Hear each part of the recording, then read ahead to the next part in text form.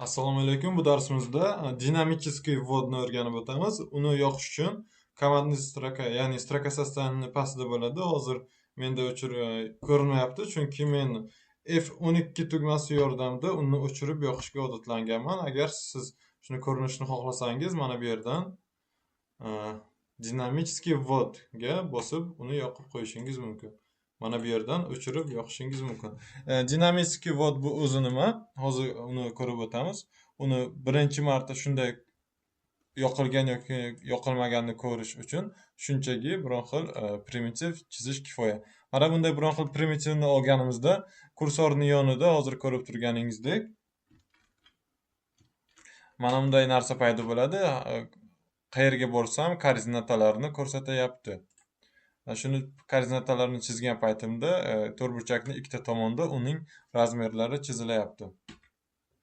Agar dinamический вводni o'chirsam bunday holat bo'lmaydi. Men kvadratimning razmerini interaktiv holatda qanday bo'layotganini ko'ra olmayman. Kimgadir bu qo'l kelishi mumkin, lekin kimlargadir bu yoqmaydi. Shuning uchun bu hammaning o'z xohishi hisoblanadi. Demak, bundan tashqari dinamический ввод paytida ekranni o'zida bo'lib yozsangiz, kursoringizning yonida mana bunaqa har xil tekstlar, ya'ni komanda strokada paydo bo'ladigan tekstlar kursorning yonida paydo bo'ladi. Bu dinamический вводning yana bir nima desam bo'ladi, qulaylik desam ham bo'ladi, qulayliklardan hisoblanadi. Boshqa holatlarda agar dinamический ввод o'chirilgan bo'lsa, komanda strokada paydo bo'ladi. Dinamический вводning yana boshqa bir tomonlari bor. Bu koordinatalarga beriladigan raqamlarni o'sha kursorning yonidan kirgizish imkoniyatini beradi. Misol uchun boshlang'ich chizmani ochaman hamda dinamический ввод yordamida mana bu M, ya'ni birinchidan 5-nuqtagacha chizib o'taman. Buning uchun dinamический вводni yoqaman hamda poliliniyani tanlayman. Endi mendan начальный точка, ya'ni absolyut koordinatani so'rayapti. Dinamический вводni yana bir jihati shundanki, birinchi absolyut точкani so'ragandan keyin boshqa hamma nuqtalar nisbiy holatda ketadi. Hozir birinchi nuqtani belgilayman misol uchun, keyingi nuqtalar birinchi nuqtaga nisbatan chiziladi. Buni yozish oson. Birinchi joyga x o'qi bo'yicha -25 yozaman hamda vergulni bossam avtomatik tarzda ikkinchi katakchaga o'tadi. Ko'rib turganingizdek, avtomatik tarzda ikkinchi katakchaga o'tdi. Ikkinchi katakimiz -10 bo'ladi. Hamda enterni bosaman. Keyingida ikkinchi nuqtaga chizishim uchun men nisbiy, ya'ni 1 ga nisbatan hozir ikkinchi nuqtamiz x bo'yicha 15, y bo'yicha 30 ga turibdi. Shuning uchun 15,30 yozsam agar ikkinchi nuqtaga borib chiziladi. Bunda bizlar absolyut chizishimiz uchun absolyut chizsak ham bo'ladi. Buning uchun bizlar avvaliga reshotka, ya'ni mana bunday belgini qo'yishimiz kerak. Ko'rib turgan bo'lsangiz, reshotka belgi paydo bo'ldi. Mana bu raqamdan oldin, mana bu kursorning o'ng tarafida. Bundan keyin esa men absolyut koordinatalarni yozish imkoniyati paydo bo'ladi menda. Ya'ni keyingi 3-nuqtamiz +5, ya'ni 5 da turibdi. X o'qi bo'yicha, Y o'qi bo'yicha esa yana vergul qo'yib -10 ni bosaman. Bunda men real holatda nisbiydan absolyutga dinamический ввод yordamida chizdim. Keyingisi yana bir bor reshotkani yozib, 4-nuqtamiz absolyut, bu 20 ga 20 ga teng, 20,20 hamda enterni bosaman. Kelinglar oxirgi nuqtani nisbiy olamiz, ya'ni 4 ga nisbatan 5imiz 15, x bo'yicha 15, vergul y bo'yicha -30 ga teng. Enter.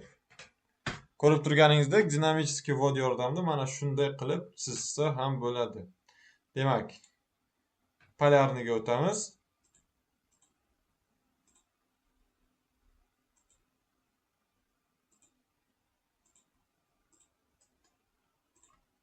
Polyarniy koordinatalar ham xuddi shunday tarzda ishlaydi, faqat salgina farq qiladi. Misol uchun mana bularni yozib chiqamiz hozir.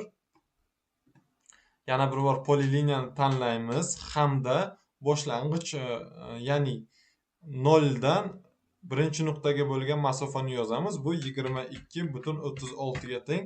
Hamda endi polyarniyda burchakni ko'rsatish uchun bizlar burchak belgisini emas, tab tugmasini bosishimiz kerak. Tabni bosamiz hamda burchakni ko'rsatamiz. Burchak bunda bizlarda 63 ga teng hamda enterni bosamiz. Salgina ko'payib ketdi. Qaytadan 22,36 hamda tabni bosib burchagimiz 63. Enter.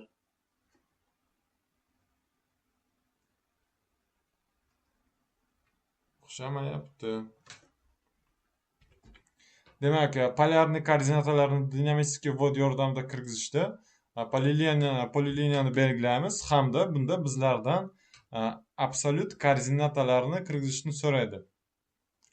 Bunda bizlar ya'ni polyarniy koordinata kirgizish uchun avval birinchi segmentni ya'ni 0 dan birinchi nuqtagacha bo'lgan segmentning uzunligini kirgizishimiz kerak. Bu 22,36 ga teng hamda uni uglni kirgizish uchun boyagi burchak belgisini birinchi safar faqat qo'yishimiz kerak bo'ladi.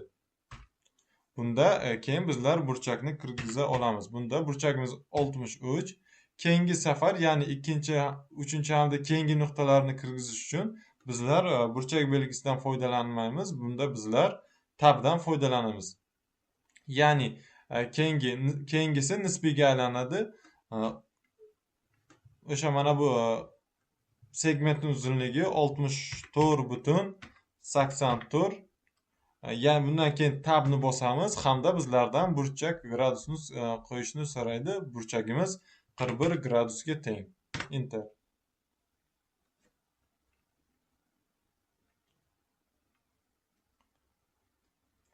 Sal xato ketdi. Bizlar hozir absolyut tomondan yozdik. Hozir esa ya'ni kuchukchani qo'yishimiz kerak. Hamda 45 gradus, 45 kesmani uzunligi 45 gradusi tabni bosib 32 edi adashmasam. 30 ekan. Dinamik vod haqida yana shuni aytishim mumkinki, katta fayl, hatto o'rtamiyona fayllarda u programmani qotishiga sabab bo'ladi. Shuning uchun sizlarga dinamik vodni o'chirib qo'yib ishlashingizni maslahat beraman.